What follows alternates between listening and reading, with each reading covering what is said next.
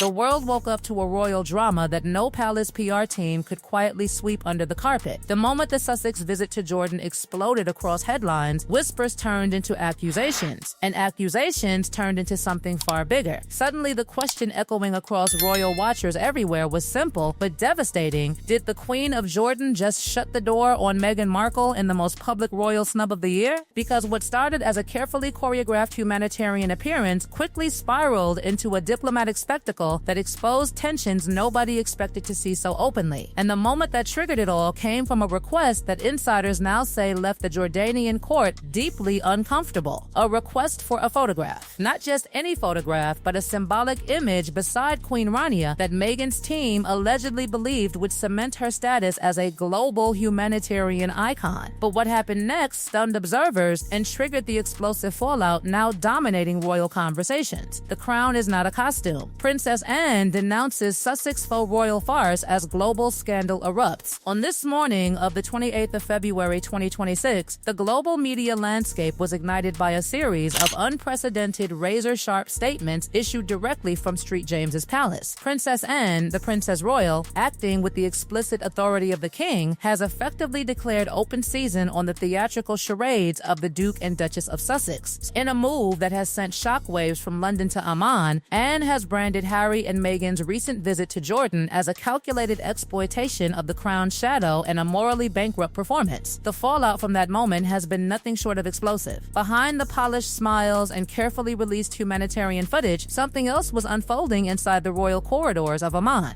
Because while Meghan's team reportedly pushed for a joint photo opportunity with Queen Rania, the Jordanian court responded with something far more devastating than a rejection: silence. Total silence. And inside royal diplomacy, silence can be the loudest message of all. Insiders claim the Sussex team had believed the visit would open doors. After all, Meghan had spent years building an image as a global advocate, someone who could stand shoulder to shoulder with world leaders and humanitarian figures. A photograph beside Queen Rania would have instantly delivered that message to millions. But the Queen of Jordan had other plans. According to whispers from inside the Hashemite court, the request for a joint photograph was quietly declined. No announcement, no explanation, just a polite refusal that sent shockwaves through the Sussex entourage. For Meghan, the implications were enormous. Because Queen Rania is not just another royal figure appearing in charity events. She is widely respected as one of the most influential humanitarian voices in the Middle East. A photograph with her would have been symbolic recognition. And when that moment never happened, the absence itself became the story. Cameras rolled. Meghan continued visiting hospitals, meeting refugees, speaking passionately about compassion and global responsibility. But something crucial was missing: the royal endorsement that her team had reportedly hoped would elevate the visit beyond a celebrity humanitarian tour. Observers quickly noticed something else. While Meghan appeared in multiple public engagements during the Jordan trip, Queen Rania was nowhere near those appearances. Instead, the Queen was photographed attending completely different events across the country: education initiatives, cultural programs, meetings with local leaders. The message seemed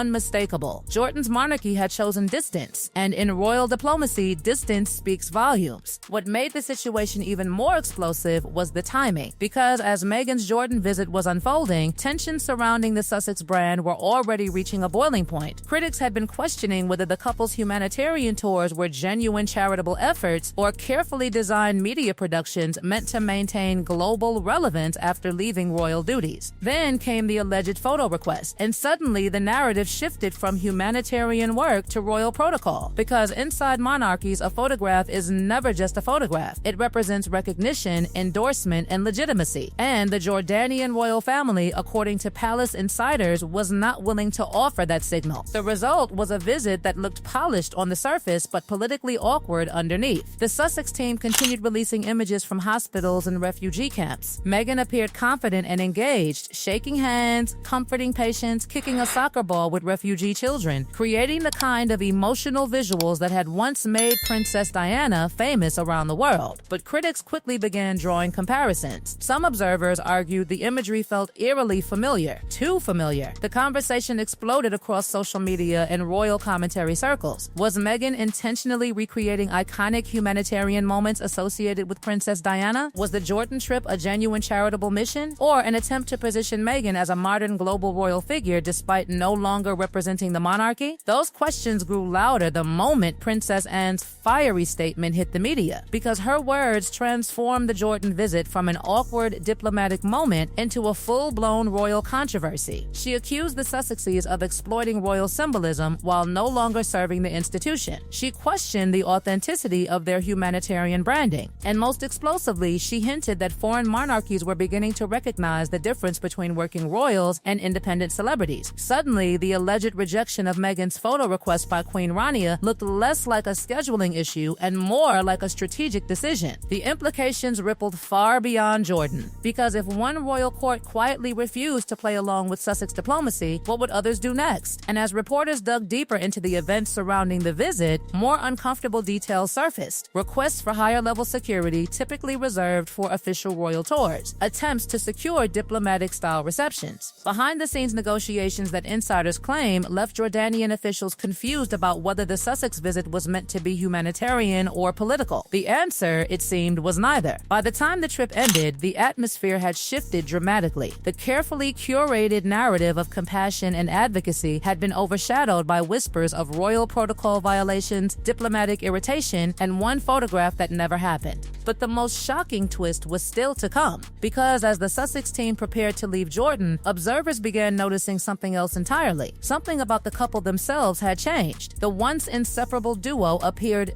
distant, separate appearances, minimal interaction, and then came the departure that triggered an entirely new wave of speculation. By the time the final hours of the Jordan trip arrived, the atmosphere around the Sussex visit had shifted from awkward curiosity to full-scale international gossip. What had been introduced to the world as a compassionate humanitarian mission was now being dissected frame by frame by royal commentators, diplomatic insiders, and a global audience hungry for answers. Because the most striking detail was still the absence everyone could see, but nobody inside the Jordanian court was willing to publicly explain. Queen Rania had never appeared beside Meghan Markle. Not for a handshake, not for a greeting, not even for a brief symbolic photograph that would normally be routine during visits involving figures of international attention. The silence of the palace had turned into its own form of communication, and inside the Sussex camp, that silence reportedly triggered a wave of frantic damage control. Sources familiar with the trip claim Meghan's media advisors quickly pivoted their strategy, flooding social platforms with carefully edited footage from refugee camps, hospitals, and youth centers across Jordan. The images showed Meghan holding the hand of a young burn victim from Gaza, kneeling beside hospital beds, smiling beside children kicking a soccer ball across dusty fields. It was powerful imagery, emotional, carefully staged to send one unmistakable message to the world: Meghan Markle was a humanitarian force regardless of royal approval. But critics immediately noticed something unsettling about the visual storytelling. The composition of the photographs, the camera angles, even Meghan's wardrobe choices seemed eerily reminiscent of moments that once defined Princess Diana's humanitarian legacy. The comparisons exploded across social media within hours. Side-by-side images began circulating everywhere. Diana in 1992 gently holding the hand of a hospital patient in Islamabad. Meghan in 2026 doing almost the same thing in Amman. Diana walking through humanitarian clinics wearing understated elegance. Meghan appearing in nearly identical styling while photographers captured every gesture. The debate quickly intensified. Some supporters argued Meghan was simply following the humanitarian blueprint Diana had pioneered. Others claimed it looked less like inspiration and more like imitation. And inside Buckingham Palace, the conversation reportedly turned far more serious, because Princess Anne's earlier statement had already ignited tensions inside the royal establishment. According to palace insiders, Anne had spent months quietly monitoring the Sussex strategy of combining humanitarian imagery with media partnerships and commercial storytelling. But the Jordan visit pushed her patience to the breaking point. Her statement accusing the Sussexes of exploiting royal symbolism now began to resonate in a completely different way. If Meghan had indeed hoped that a photograph beside Queen Rania would crown the trip with royal legitimacy, that moment never arrived. Instead, the visual narrative became something else entirely: a humanitarian tour without the endorsement of any reigning reigning monarch. Meanwhile, the diplomatic ripples continued spreading. Officials in Amman reportedly described the Sussex visit as confusing from the very beginning. Were Harry and Meghan representing the British monarchy? No. Were they private activists on a charity tour? Not exactly. Were they celebrities producing humanitarian content for global media audiences? Possibly. The blurred lines left Jordanian officials reluctant to grant the couple the kind of royal treatment normally reserved for official state guests, and so the trip proceeded with polite cooperation but careful distance. No royal audience, no ceremonial welcome, and of course, no photograph with Queen Rania. The deeper the story went, the more awkward the situation appeared for the Sussex brand itself, because the couple had spent years presenting themselves as global changemakers capable of operating on the same diplomatic level once reserved for working members of the royal family. Yet Jordan had quietly reminded the world that real diplomacy still runs through official channels. Without the blessing of Buckingham Palace, even a prince and duchess could find doors unexpectedly closed. Then came the moment that sent gossip into overdrive. As the trip concluded and the Sussex entourage prepared to depart Amman, airport observers began reporting something strange. Instead of leaving together as they had arrived, Prince Harry and Meghan Markle reportedly departed on separate aircraft. At first, the details seemed insignificant. Travel logistics change frequently during international visits, but within hours, the rumor mill erupted. Was it a scheduling issue, a security arrangement, or was it something deeper? Analysts began examining every public appearance from the Jordan trip once again. The body language, the lack of spontaneous interaction, the way Harry often stood slightly behind Meghan during speeches and photo opportunities. Some commentators claimed he looked exhausted, distracted, almost detached from the carefully choreographed scenes unfolding around him. Others insisted the speculation was exaggerated, but the imagery spoke loudly. The once inseparable couple appeared strangely disconnected during a trip that had already become diplomatically awkward. Meanwhile, the political consequences of the Jordan episode were quietly building inside Britain. Reports suggested senior royal figures had begun discussing whether the Sussex titles were still being used in ways that blurred the boundaries between celebrity activism and official royal representation. The Jordan trip, with its alleged diplomatic requests and unanswered photo opportunity, had become a powerful example of the problem. If the Duke and Duchess titles could still open doors abroad, they could also create confusion about who truly represented the British crown. And that confusion was now unfolding on the global stage. For Meghan, the fallout created a difficult dilemma. Her public image depended on maintaining a reputation as a respected humanitarian voice. But critics now argued that the Jordan visit had revealed something uncomfortable. Without royal endorsement, the symbolism surrounding her activism suddenly looked different, less diplomatic, more performative. The missing photograph with Queen Rania had become the defining moment of the entire trip precisely because it never existed. And sometimes the most powerful royal message is delivered not through words, but through absence. As international media continued dissecting the visit, one reality became impossible to ignore. The Jordan episode had transformed from a humanitarian tour into a geopolitical lesson about power, protocol, and perception. And a single declined photo request had sparked a chain reaction that exposed the fragile balance between celebrity influence and royal legitimacy. The Queen of Jordan never issued a public rejection. She never criticized Meghan Markle directly. She simply chose not to stand beside her for the camera. And in the rarefied world of monarchies, that quiet decision spoke louder than any statement ever could.